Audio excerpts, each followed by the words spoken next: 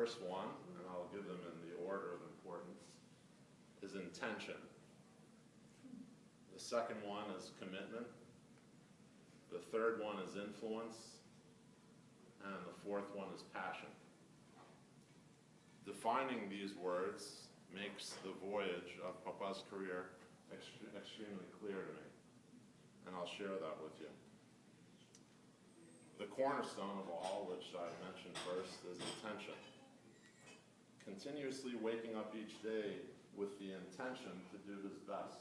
I remember as a child, Papa always said to me, even before I joined him in the kitchen at the young age of 15, Marco, if you want to do something, make it right.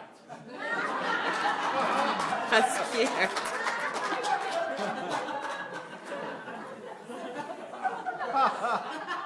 Just warming you up, I'm pretty good at this. Listening to it for quite some time, at different tones, different tonalities. Honestly though, is there a more important message for any parent to give his child, his son? Whatever you're going to do it right. Or just don't do it. Have the intention to go and succeed and get what your aim is and do it properly.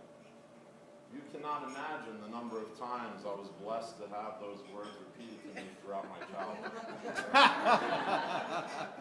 And then again, as if I'm considering my childhood ended when I was 15, because Papa would say, the milk is coming from my nose. I had about 35 when I finally stopped hearing that.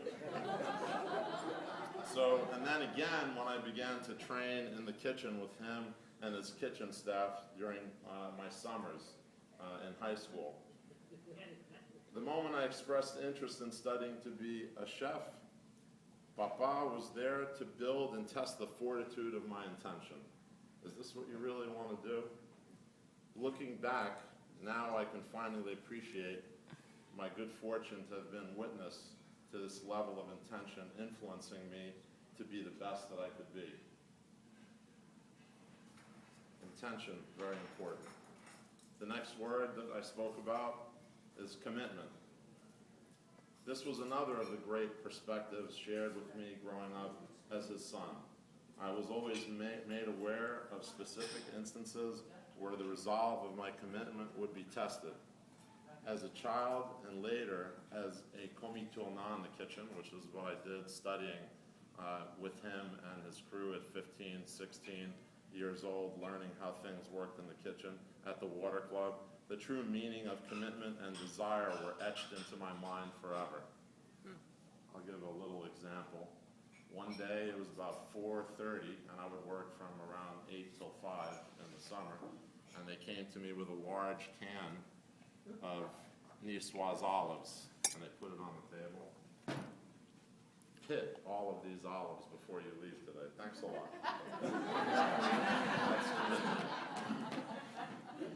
And then a quote again. Marco, if this is the life you choose, you wake up early in the morning and you work until late on the night. So be ready, huh? It's true. That's great. He proved this to me in his own commitment to his work. In addition to the long hours at the restaurant, there was time spent researching new ways to please those who were fortunate to enjoy his cuisine. Papa takes this commitment everywhere he goes in his life, and I've been a witness to it. I and our family have been blessed to witness it. I repeat myself. So too were those who work with him and taste what he prepares. I have always been reminded that life is not easy. We have to push and push. He always has.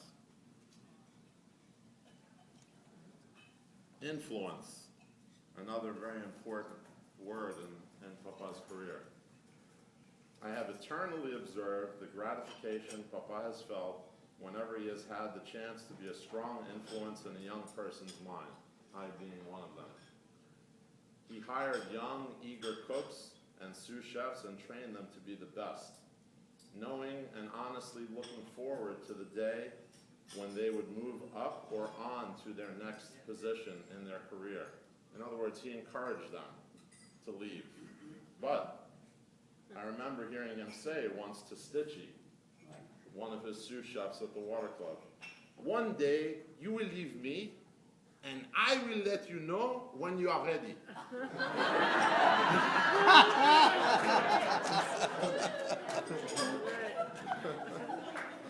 It's true, right? Everybody was welcome to leave, but when he said so. And now, honestly, this opened the door to all of his subordinates. They knew that Papa had their best interest in mind. He even helped many of them, his best students, when they stumbled in the face of personal challenges, including but not limited to alcohol and drug abuse. We saw this happen, and it's still a serious challenge in the hospitality industry today. As long as someone was willing to show their commitment to be a better person, he would put his reputation personally on the line to let them continue work and back them up and stay there with them, which is a great, that's a sign of a great person. Truly a selfless leader and mentor. What great lessons for me to learn in the examples he set that I would follow. Thank you, Papa. And then, passion. As children, Genevieve and I were fortunate to enjoy many trips to Europe, where we visited France and Spain most of the time. The trips to Europe opened our eyes to another life and made us sponges for language, food, wine, and anything that was related to the culture. We observed everything. I cannot speak for Genevieve, but I know it had a great influence on who I am today. Genevieve, Yes, you would I agree? did. What is more important, though, is what was going on for Papa, which we also observed. He was there for inspiration and a renewed approach to his work and recipes, which he would, of course, share with his students in the kitchen when he returned. Papa dutifully inspected each dish we ate, and we would drive extreme distances to visit a restaurant that could influence his cuisine. One time, we ate cassoulet in the scorching heat of the summer in a castle in the middle of the desert. It wasn't the desert, I exaggerate, but when we were driving there, I felt like we were in the desert.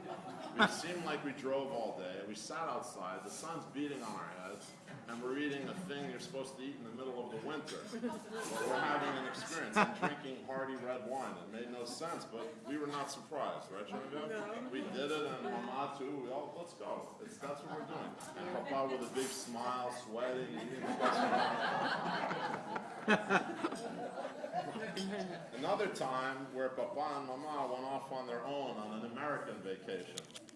Papa was in search of the perfect crab cake recipe. He spent almost a week driving around Maryland and Virginia in his search, with Mama at his side, as he sped to their next destination, and Mama is freaking out from the speed and the concern of having an accident. He would say, "I have no time to waste, Jeannie."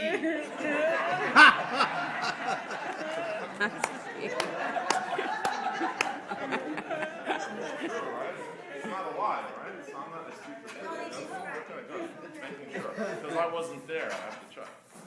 When it was all said and done, he returned from the mid-Atlantic disappointed. They don't know how to cook over there. He resolved in his own recipe, and then he resolved and he came with his own recipe, inspired in some way by this experience. That recipe was reviewed best crab cakes in New York City by the New York Times. Wow.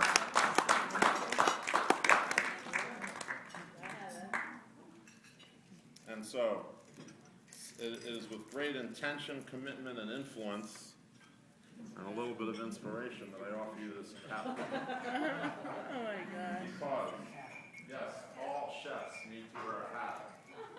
And this will be your new one while you're still here in New York.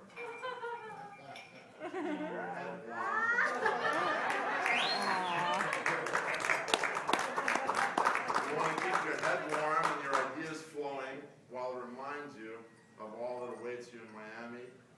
To be goes to Genevieve, to little Ella, and to me when you come down to Miami.